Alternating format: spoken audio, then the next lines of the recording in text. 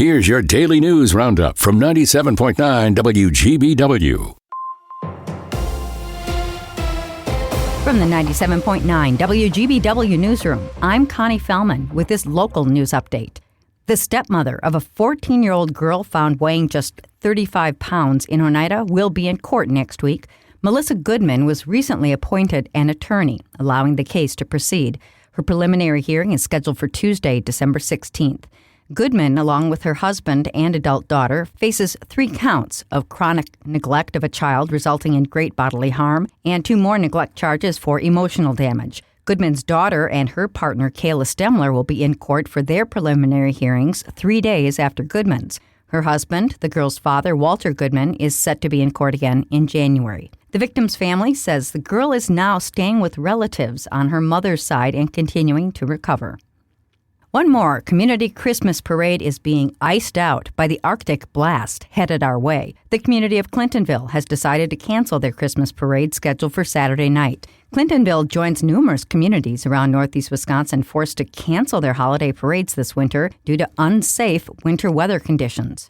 And speaking of those winter weather conditions, get ready for an icy blast of cold headed our way tomorrow. Forecasters say a bit of light snow tonight will usher in the coldest air of the season so far into the weekend. Brutally cold temps tomorrow in the single digits could drop to 20 or 30 below zero with the wind chill. That could lead to our first cold weather advisory tonight into tomorrow. Keep an eye out for extreme cold warnings from the National Weather Service. So what does that all mean exactly? Basically, whenever it gets that cold outside, any exposed skin can freeze in a matter of minutes, causing not only frostbite but life-threatening conditions like hypothermia. So make sure to dress in layers and cover all exposed skin, including your face, with a scarf, hat, mittens, or gloves anytime you're outside. Kyle Rittenhouse, who killed 2 people and wounded a third at a Black Lives Matter protest in Kenosha, is back in the spotlight and sharing photos of his gun-toting new wife. Rittenhouse was 17 when he drew national attention for the shootings. He was charged with homicide in Wisconsin, but acquitted in 2021. In his recent social media post, Rittenhouse announced his marriage, posting a photo of his bride holding an AR-style rifle in her wedding gown. Along with the photos, Rittenhouse says in the post, "I'm back on social media, I'm back in the fight, and I'm here to stay." We're just 2 weeks away from Christmas, which means it's crunch time if you've got gifts to send.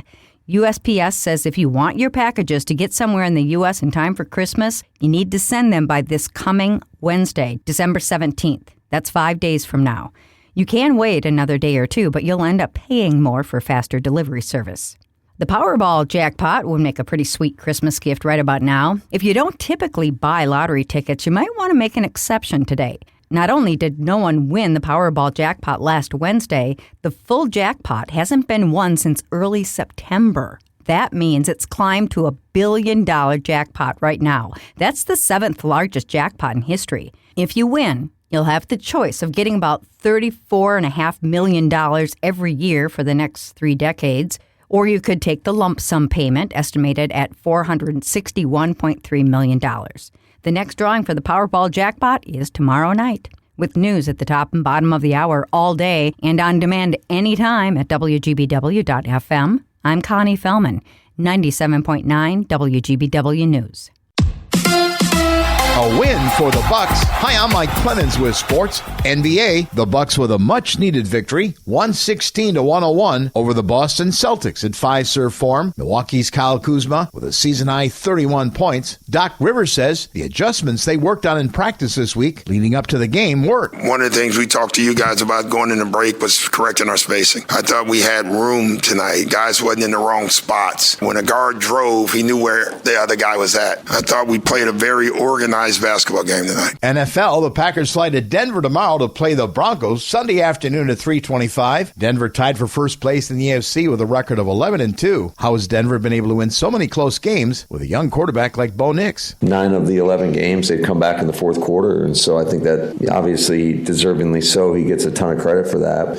And then the defense and special teams, I mean, it's a really good football team. That's Packers head coach Matt LaFleur with Sports on Mike Clemens.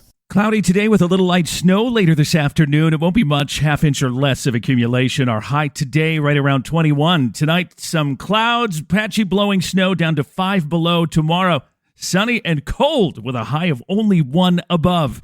I'm meteorologist Sean Cable. That's your Green Bay News Roundup from 97.9 WGBW. Subscribe to this podcast on Spotify, Apple, or wherever you get your podcasts. And find more news anytime at WGBW.FM.